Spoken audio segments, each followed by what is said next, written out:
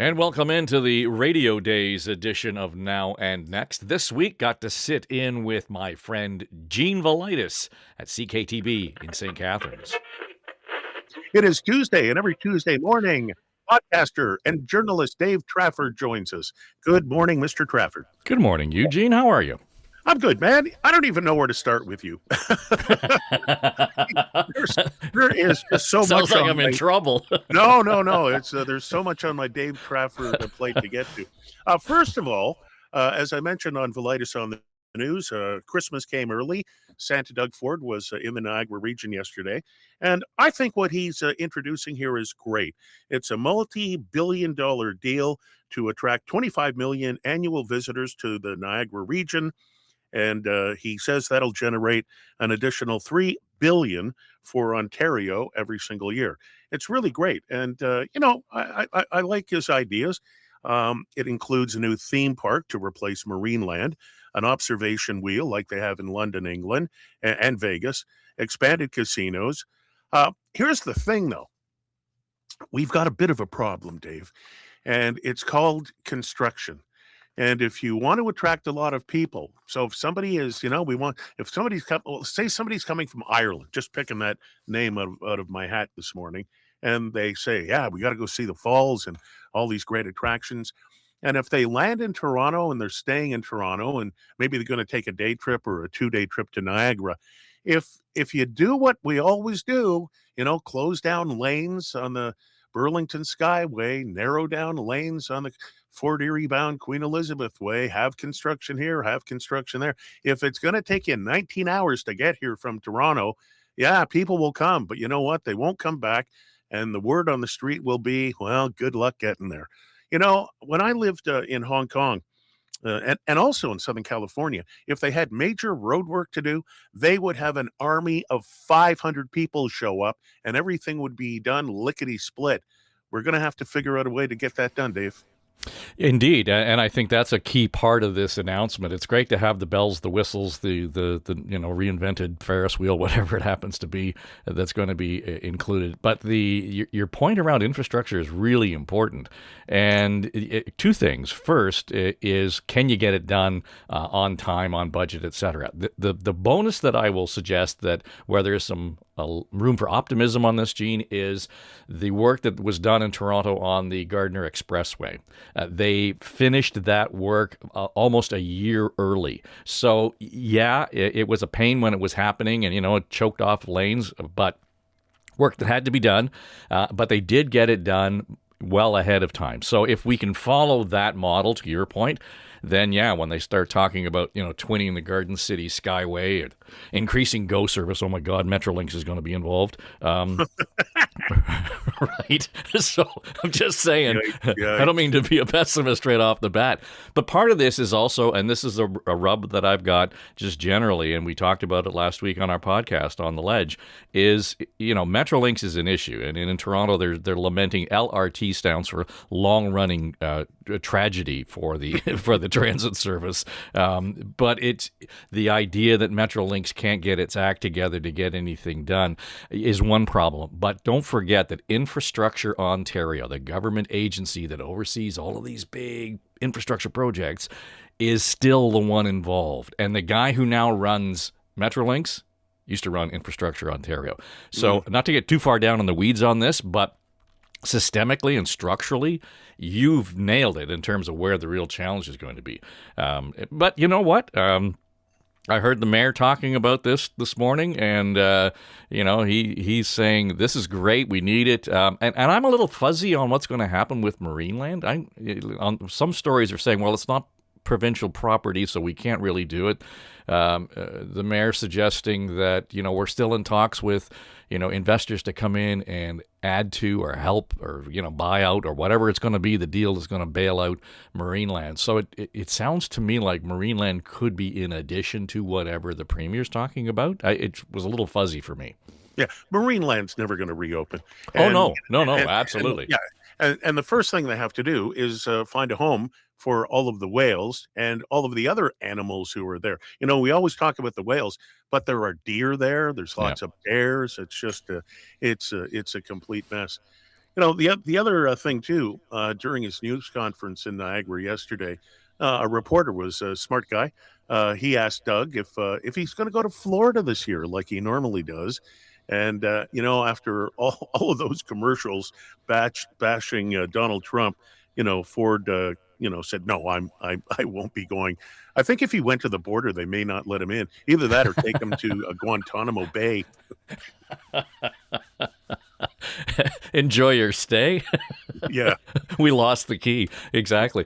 Well, you know what though, and we've said this before. The premier is able to, just off the top of his head, he is able to ring that populist bell that just resonates with so many people. I don't know about you, but there are a lot of folks in my circle who often travel to the United States and just aren't doing it. I mean, they're not going to Bills games, right? So it's stuff like that, and these are things that they really enjoy doing. I'm a Buddy Guy fan, and I've seen Buddy Guy, I don't know, half a dozen times, and it popped into my feed that he is in residence at his club. He does it every year in January in Chicago, and my first thought was, oh, I should go.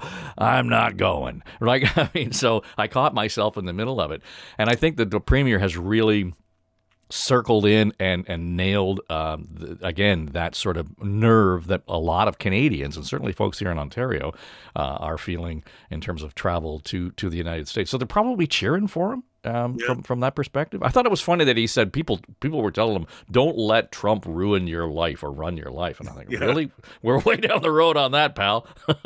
Yeah. Well, another factor too is the Canadian dollar compared to the American dollar is just hasn't been this low in a long, long time. So it's like it's barely 71 cents today. So, that adds up if you pay for rental cars, where you're staying, meals, etc. So I think that's a factor as well. Now, and it's interesting that somebody asked Doug about his winter vacation because Queen's Park is taking 102 days off. My goodness. Yeah, well, I mean, to be fair, the leader of the House leader at the Conservatives, there is saying, well, Gene, we need all of this extra time off to implement all of the good work we did during the shortest session of Parliament ever in Ontario. They only sat 51 days last year, so now we got to get to work. And what was that good work aside from the skills program that is now being investigated by the OPP? Well, they rhymed off all of these, the bills that they passed and even private members' bills that they passed. And a lot of had to do with education and this huge omnibus bills that have everything in the kitchen sink kind of tied into it. You can sift through all of that. The problem being for a lot of people, and the Conservatives alike, who are looking at this and saying there was little to no consultation on most of this legislation that was passed in the House. There's very limited committee meetings. There's no work being done. In the not so old days, we would have said, okay, they're taking a break, but they're not off. They're still doing committee work. They're still doing all of that kind of important development of legislation or reviewing legislation or consulting with the communities. That's not happening. They don't have the committee activity that they used to have. Mm-hmm. So, now, both Tim Hudak and Kathleen Wynne know a thing or two about being MPPs, and they'll tell you that this time off is always important to work with constituencies.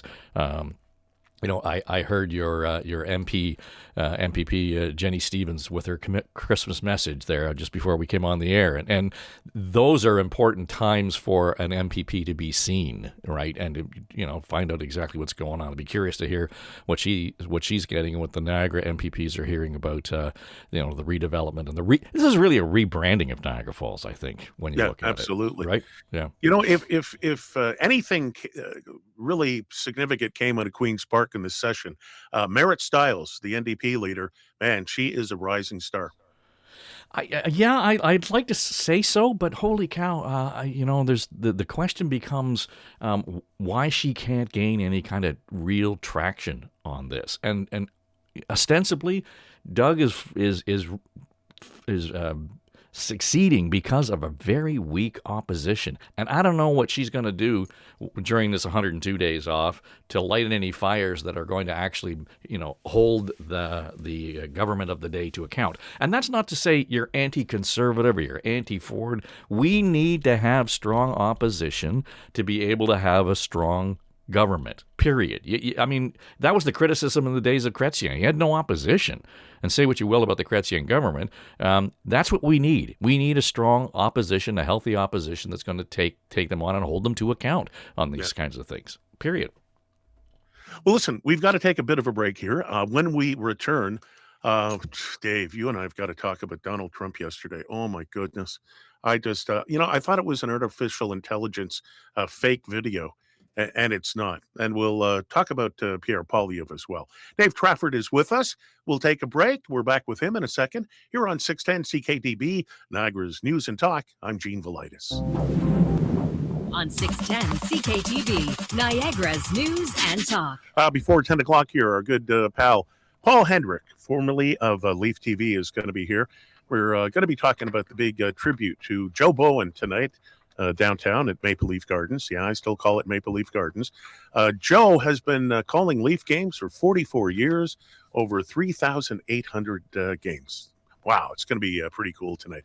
Dave Trafford is with us every Tuesday morning.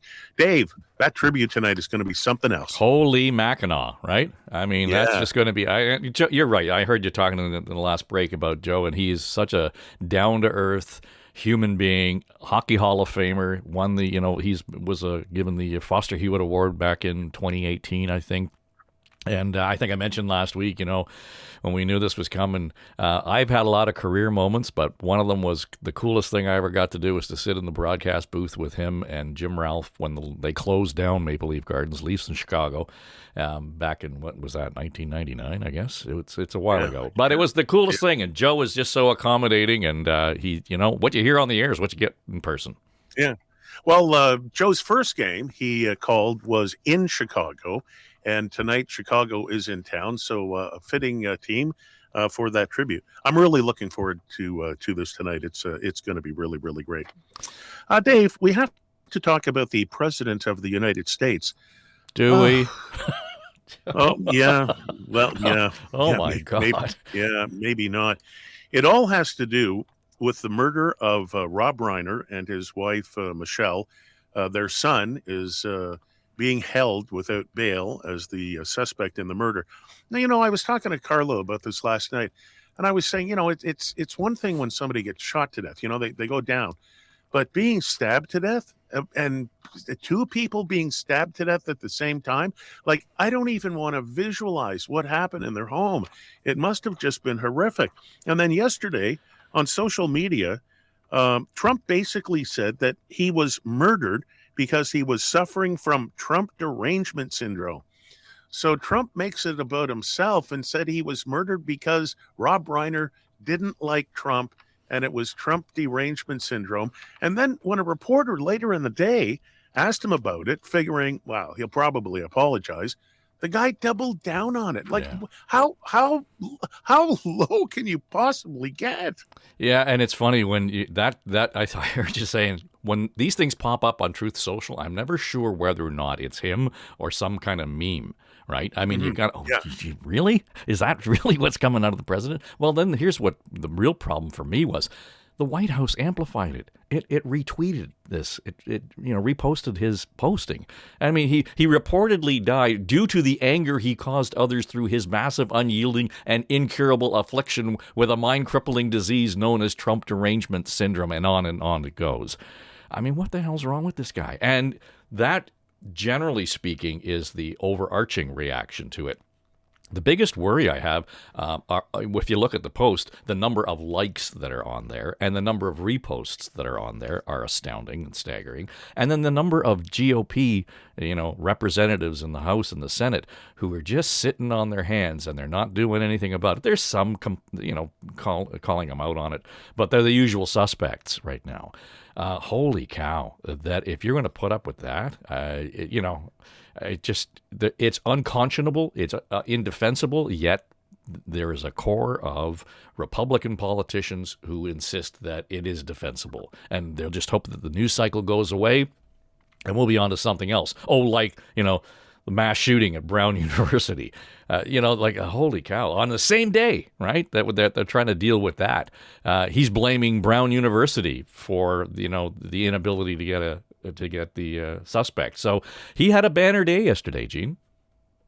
I was surprised. Jonathan Turley, who's a law professor, and who appears on Fox News all the time. And this guy has his lips almost sealed to Trump's rear end. He even said there has to be some limits of decency. Yeah, no kidding. When Jonathan Turley is telling Trump he's wrong, that's something else. Yeah, I'm not sure decency. I just heard the word of the year was added to the dictionary. Was it slop? Was that what it was? I mean, the decency is not in Mr. Trump's vocabulary. Never mind. Wow. Right? Period. Quite incredible. You know, there's a clip of Rob Reiner. He was on, I think, I forget whose show it was. Maybe it was, I forget. Anyway, not important. But he was talking about the assassination of Charlie Kirk. Piers Morgan. He was on Piers Morgan. Yeah, Piers Morgan, yeah. Wow, I mean, he gave a beautiful tribute to that man who he obviously disagreed with on many, many, many levels. But when it came down to just being a human being, Rob Reiner was just had beautiful things to say. And then you contrast it to Trump, and Trump is supposed to be the president of all Americans, not select Americans. And the man and his wife, they were murdered. They were stabbed to death. I mean, the bodies are still warm. My goodness. Well, yesterday there was some reporting that suggested that link, the video link of Rob on Piers Morgan's show, was brought to the top of the post by the producer of what's his name, Kirk's show. So it was their people who brought it to the attention of the rest of the world that he said all these wonderful things about Mr. Kirk. Yeah. I want to talk about the floor crossings in the House of Commons up in Ottawa. Speaking of Joe Bowen, Joe Bowen lives in Michael Ma's riding, north of Toronto. And Ma said that he went door to door, knocking on doors and asking people if they want him to cross the floor. And he said the majority said, yes, cross, join the Liberals, even though it was 2 days after he was at a Conservative Christmas party. And Joe Bowen lives in that riding, and he said that SOB never knocked on my door, and if he did, I would have given him a piece of my mind. What do you make of these crossings? These two guys who crossed, I mean, they're not superstars. And like I said to Brian Lilly yesterday, it's all just come down to a numbers game. Sure it is. And to be, fair, this cuts both ways. And there's a long history of liberals crossing to the conservatives and vice versa and over the years. And it's allowed within the system. And whether you like it or not, I kind of subscribe to if you've got any, political balls that you would actually resign and run again for the other party. I think that would be a really interesting and courageous, commitment to do. But having said all of that, I think that if you get to the point where, the Carney government can become a majority government because somebody crosses the floor, the interesting part to me here is that there's been a slow drip, drip, drip. It's two floor crossings and one resignation, which will lead to a by-election. In the coming years. So this is going to be a point where the the Liberals can actually get the majority. But I think Mr. Poilievre's attitude to say this is a failure of Mark Carney's leadership, boy, I don't know what he's watching. I don't understand where his head is at on this. I don't understand the people around him, to be quite frank. Because if you watched, the interview with Rosemary Barton on the weekend. You mean Joe Scarborough? Because all she did was interrupt him. Well, but we get to the point where she asked him very specific questions about his leadership. And what does it say about your leadership that two MPs have crossed the floor? And he said, it's not about mine, it's about the poor leadership of Mark Carney. I agree with you. I'm not a Barton fan, but, on this level, that might have been one of the worst performances I've seen by a leader, a political leader on a political panel show. He knew what he was walking into. It was brutal. Now, Vashi Capellos put the same questions to him yesterday on her show, and he comes out and says, I can't even tell you how many more are going to come or go. So the guy has no tone. He's completely tone deaf in terms of how he's managing his message and the media, and it's not what people want to hear generally. I wonder what's going to happen in his leadership review in January. He must be a little nervous. You'd think. I mean, 6 months ago, everybody thought, well, there's a lot of lead time. We're going to be able to let the wounds kind of heal post-election. He'll be fine. It's in January. What could happen? Well, look what's happened. And increasingly, if you listen to and a lot of conservative voices are saying this is becoming a drag on the party. This is becoming a drag on the caucus. And don't forget that the last two conservative leaders were kicked out by the caucus, right? It wasn't because it was a leadership review. They were kicked out by the caucus. So he may well survive this leadership review by the membership. But if the caucus doesn't see any kind of benefit in the coming months, they still hold the hammer, right? Yep. I'm not sure that he's out of the woods on this. He might survive the review, but will he survive to run again in the next election? I'd take the under on that. Yeah, okay. Hey, what's coming up on the podcast with all of your guests this week? Yeah, we're going to wrap things up for the holiday season. Tim Hudak back in the chair, Kathleen Wynne, John Wright, and Keith Leslie will be talking about some of the stuff you and I just chatted about, particularly the new development in Niagara Falls for sure. Tim is highly acquainted with what's gone on there, having represented the region as an MPP for I think 20 years almost. So it'll be good, kind of wrap the year. But I think we'll probably touch a little bit on what's going on federally as well. And we don't really often get into it, but I hesitate to think that we'll avoid what's going on in Alberta. There are something like 14 members of the governing party that are facing recall issues in Alberta. Now, that doesn't mean there's going to be an election, but boy, you think government gets bogged down when when you've got a majority. Can you imagine if half the caucus ends up being recalled and then you've got a whole set of by-elections? I'm not sure that that's the best way to go about it, but I'd be curious to hear what the team has to say about that. Not a good month to be a politician. No, it's not at all. Not at all. Okay, where can people find the podcast, Dave? Apple, Spotify, iHeart, and we're also on YouTube. So if you look us up at Dave Trafford Podcasts on YouTube, you can watch it there or listen there. All right. Love talking to you on Tuesday. And my last day is a week today before Christmas. So we'll talk to you in 1 week. Very good. Thanks, Gene. All right. There he goes. Podcaster and journalist Dave Trafford. Man knows what he's talking about. Now and Next is an Eye Contact production.